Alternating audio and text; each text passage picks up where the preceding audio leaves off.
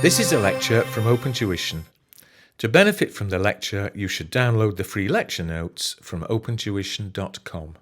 Money laundering is a process whereby the proceeds of a criminal activity are converted into assets which appear to have a legitimate source or origin. The criminal activities could be sale of drugs, it could be prostitution, it could be slavery, it could be arms, it could just be good old-fashioned theft. The problem facing the thief is that suddenly they're very rich, and of course if they go around spending that lavishly, then people might notice. So before it can be safely spent and enjoyed, you have to make it appear as though it came from a legitimate source. Now classically there are three steps in money laundering. The first is placement. And placement is where you can kind of begin to show that the money could have come from a legitimate business activity. Now we'll see later that many of these businesses used for money laundering are cash-based businesses. So if you were operating just like a corner shop or something, then as soon as somebody comes in and buys something for $5, you put their $5 in the till and you put one of the stolen $5 at the till, and then you say, well, I made sales of 10. Of course, that doesn't work too well because people have noticed a very peculiar, maybe gross profit percentage. But it might be a start in money laundering. Of course, if you let's say this is coming from sales, you will pay tax on it. But many criminals think, okay, I'll pay my, whatever it is, 25-30% tax, and that is a cheap cost for allowing me to spend the rest of the money relatively safely. Then what happens is layering.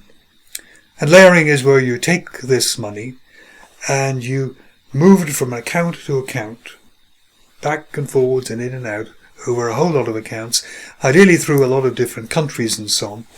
So when it kind of pops up at the end, you don't actually know where it's come from. And now this is important because many jurisdictions can basically grab money which they regard to have come from criminal activities. So people are always living in fear. I think I've got this into the economy, but if something terrible happens and I've found out, or maybe if you have just a suspicion of where I've got this money, then they will to grab it. But if it's going through a very, very kind of complex pathway, they will never be able to really trace it back to its original crime, and it makes the money safer. And then finally, we have to kind of bring it back into the country. So let's say that after layering, it's ended up in a foreign bank account somewhere. We want to bring it back to our own country where we can actually kind of enjoy it. That's known as integration. So maybe what we say to our tax authorities, yes, well, I sold my lovely villa in that country, and that's where this $1 million has come from. And maybe you can even begin to forge some of the property transactions and so on. But people will go to enormous lengths to conceal where the money has come from, maybe to keep it hidden, but ideally, certainly to obscure the fact that it was originally from the proceeds of crime. The offences which we have, now every jurisdiction has got its own kind of set of offences. To give you an example, which just to show the range of offences, we'll deal with the UK Proceeds of Crime Act 2002 here, which recognises 5 separate offences. First, there is basically laundering, concealing where the money came from, disguising, trying to convert it into what looks like legitimate money, transferring it around the country and the world. That is money laundering. Secondly, there's entering into an arrangement to launder money. So you might be a banker and one of your clients comes along and says, I've got a lot of cash here, can I put it into my account? And really the legislation is saying that alarm bells should be ringing. Somebody walks into your bank with $250,000 worth of cash, you should be thinking where that's come from. And if you just paid it in to that person's bank account with kind of no questions asked, then really you are entering into an arrangement to launder the money. And in the UK legislation, you don't have to know that you're doing it. Even if you have a suspicion that the money is from the proceeds of crime, you're supposed to report it. Third, we have acquisition, use, and possession of stolen property. That's a very straightforward one. Hardly laundering at all. It's just theft, really. Failure to disclose a report is itself a crime. So if you know that someone is laundering money and you don't report it, then you're going to be prosecuted. And finally, there's quite a difficult one, tipping off. This means that if, let's say I worked in the bank, a customer comes in, $250,000 cash, and I have my suspicions, and I say to this customer, I'm going to ring the authorities now and tell them that I think there's a suspicion that you are laundering money. So in other words, you are alerting them, you're tipping them off that maybe there's going to be some police investigation, and of course that gives them time to try to conceal or to escape from justice. Well, see, that can be quite difficult for auditors. What happens if you see a transaction in somebody's financial statement that looks a bit odd? So you go and ask the finance director, what is that transaction? And the finance director gives you an answer, and you kind of go and you think about it, and you think, well, that doesn't really make sense. And you kind of go back again and say, well, that answer didn't really answer the question very well. What about this? And you get another answer, and you think about that, and it doesn't make sense. If you go back the third time, asking the finance director about this transaction, the finance director is beginning to draw conclusions that you are suspicious, and if you're suspicious, the law requires you to go to the authorities, and that is effectively tipping off. If you act in such a way that alerts someone to your suspicions, that is tipping off, and again is a criminal offence. What are the auditor's responsibilities here? To really keep themselves safe and also to stay on the right side of the law.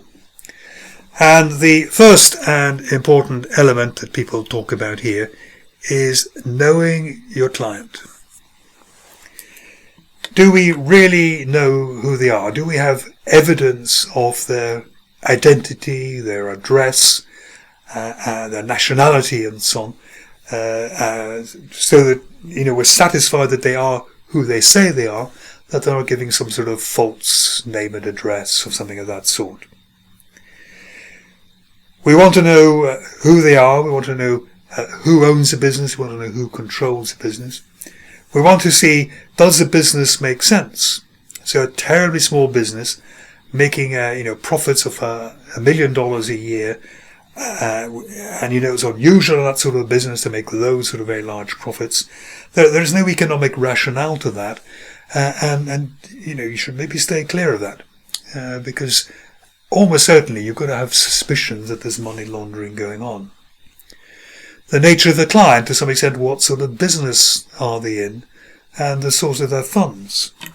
I certainly know at one time a very eminent firm of accountants in one part of the world refused to have any clients who were in the casino business, because they knew at that time the casino business was essentially run by a bunch of criminals, and almost certainly there was money laundering going on there, and they just said, I don't want anything to do with these people or those sorts of business. The auditor should appoint what's called a money laundering reporting officer. That The money laundering reporting officer is someone of sufficient seniority in the auditing firm who can make a judgment about whether this looks like money laundering or whether it's a perfectly ordinary transaction. What you don't want is the most junior member of staff seeing something he or she doesn't understand and kind of immediately ringing up the police, all sorts of false alarms and damage being done to the auditor-client relationship and so on. So all of the queries and things go through this experienced money laundering reporting officer who can then decide whether to refer it up or not. There should be staff training to help them spot money laundering, the sort of transactions that might alert you to it, and we'll see in a moment what those might be. And you have to report suspicions to, well, it's not called SOCA anymore, it's called, in the UK, it's called the National Crime Agency, but other countries will have their own suitable authorities. And once the auditor, and particularly the money laundering reporting officer, does become suspicious that there's money laundering going on, there then to keep the firm safe, they should be reporting it to the authorities. It's also advised that there's a paragraph in the engagement letter telling the client about your obligations under money laundering and proceeds of crime type legislation. And this is almost a warning to them. You're kind of saying, look, don't try it on with me.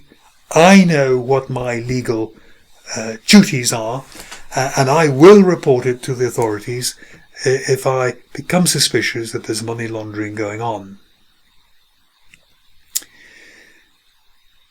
What are the types of activity which give rise to a risk of money laundering? First of all, if it's a cash-based business, it's very difficult to know where cash has come from. So money laundering has been found in casinos because it's very difficult for the authorities to prove that someone didn't come in and make huge losses, and that's where you got the money from. Where in fact you might be kind of doubling somebody's loss, if you like, and blending in, as it's called, blending in dirty money with legitimate funds. Other types of businesses have been used for money laundering have been kind of pizza chains, because that's obviously cash-based businesses, laundrettes. Taxi services were or are predominantly cash-based, and very easy to boost the takings there and to get some of this dirty money brought into legitimate business. Many similar deposits and similar sized withdrawals. So money going in and out for no apparent reason, or money being deposited and then kind of transferred to another set of bank accounts, particularly if there are many countries involved. It doesn't make sense, for one company to have 20 bank accounts scattered throughout the world in general, unless it's a huge international company. And the suspicion would be that this is to do the layering in the middle of the three steps of money laundering. And finally, secrecy. If when doing your audit you ask somebody a question and they seem to be evasive or they seem to avoid giving you a straight answer, anything of that sort, you should begin to wonder, what are they trying to hide? What are they trying to conceal? And money laundering should be near the top of the list when it comes to explaining their secrecy.